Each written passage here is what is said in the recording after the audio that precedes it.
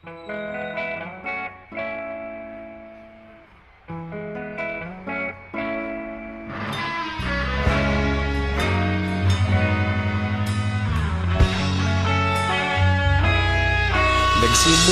ang lahat sa eskwela, nagsama-samang 12, sa kalokohan at sa tuksuhan, hindi maawat sa isa't isa.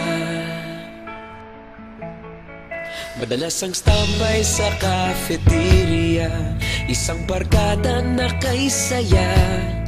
Laging may hawak-hawak na gitara, konting udyok lamang kakanta na.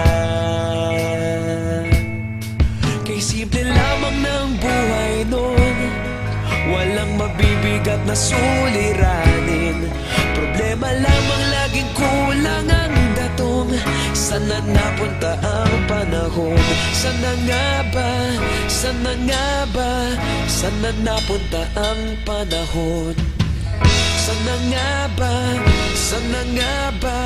Sana napunta ang panahon? Sa unang ligaw kayo'y magkasama, magkasabwat sa pambobola. Walang sikreto kayong tinatago, okay sarap ng samahang barkada. Nagkawatakan na sa kolehiyo, kanya-kanya na ang nilakaran. Kahit minsan na lang kung magkita, pagkakaibigay hindi nawala. At kung saan na napadpad ang ilan, sa dating eskwela meron din naiwan. Meron pa ng mga ilang nawala na lang, nakakamiss ang dating samahan. Sana nga ba? Sana nga ba? Sana nga bang barkada ngayon? Sana nga ba? Sana nga ba? Sana nga bang barkada ngayon?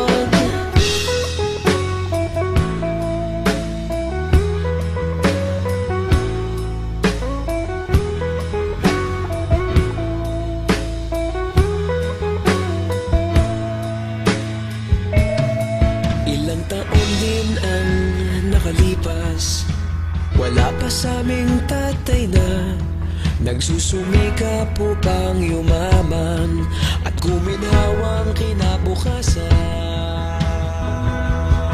Paminsan-minsan kami nagkikita, mga naiwan at natira.